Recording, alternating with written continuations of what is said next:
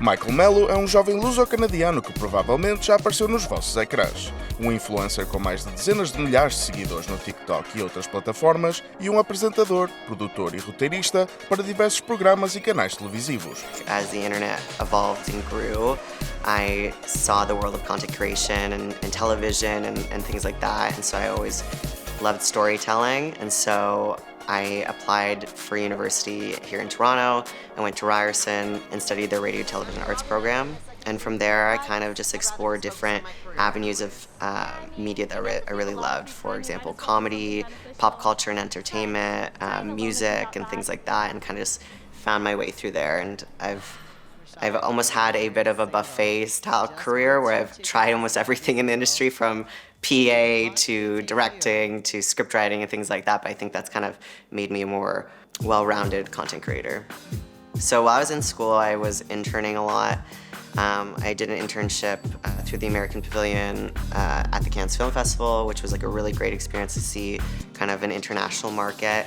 And then I then started interning at places like eTalk, at Bell Media, and eventually transitioned to work at iHeartRadio, and I love Top 40 music. So kind of just dipping my feet in different types of traditional media with like entertainment news and pop culture, pop music.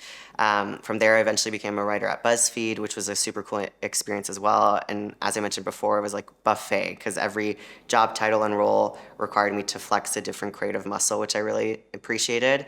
I then became a YouTube channel host for this YouTube channel here in Toronto, and that was also very fun, and I got to kind of use my writing and my on-air experiences through that. Then the world shut down, and so we all had to pivot in different ways, and so I pivoted and I started doing my own content at home, and that started doing pretty well. And then from that, I ended up getting a job at ET Canada as a digital producer, and digital has always kind of been my passion.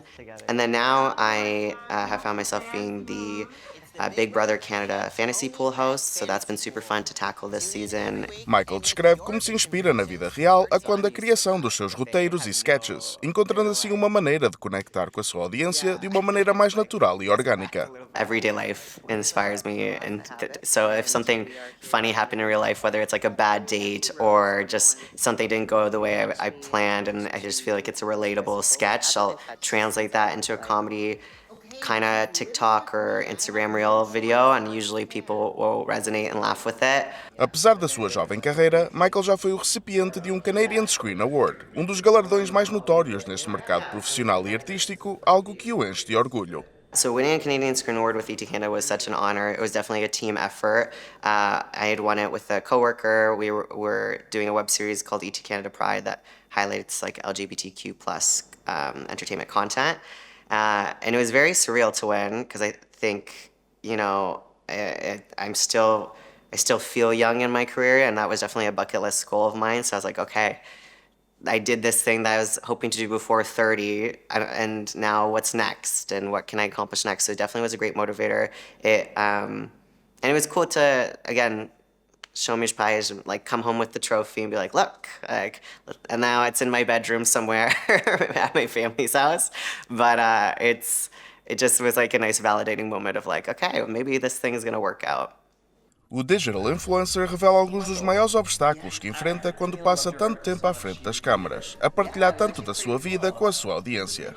I think finding a healthy work-life balance is sometimes really hard, or having like, to be, especially because a lot of my life I put on social media sometimes is kind of hard to have that divider of like, okay, this is like who you see, but this is who I am, and like where do you draw the line, because there are half and halves. And also, I'm very close with my family. My mom's the 9th of 10 children, and my dad's the 5th of 5. So there's like a lot of preems and a lot of like people in the family, and so it's hard to be there for every birthday or be there for every significant event. Michael explica qual o verdadeiro valor da imprensa rosa ou entertainment news, que permitem a tantas pessoas escapar ao stress e rotina do seu cotidiano. When I was working in entertainment news, I'd always joke that like we're not saving lives. So like I know this video about Kim Kardashian is not like impacting the world, like you know what I mean? Like it's not that important.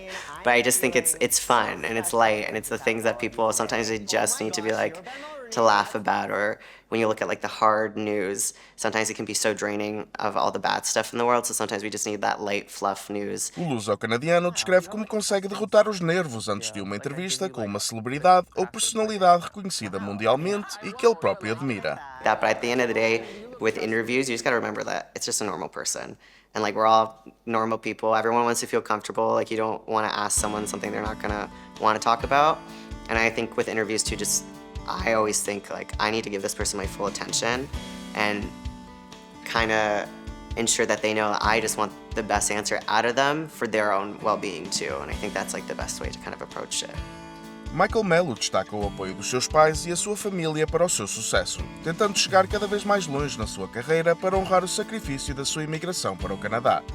Minha mãe e pai are from Santa Maria in the Açores, and so I think they were always very supportive of my sister and I, kind of diving our feet into the arts and things like that. And so having like successful career moments and like seeing my parents like watch me on TV or seeing them like experience these things that I get to do, I sense their proudness, and I think that's like the greatest gift. And I think no matter, even if I didn't succeed in my career, they've always been super supportive, but moments like that, I can see like the little twinkle in their eyes, and I think that's what makes it all worth it, is like, hey, meu filho tá fazendo coisa, you know? He's doing the thing.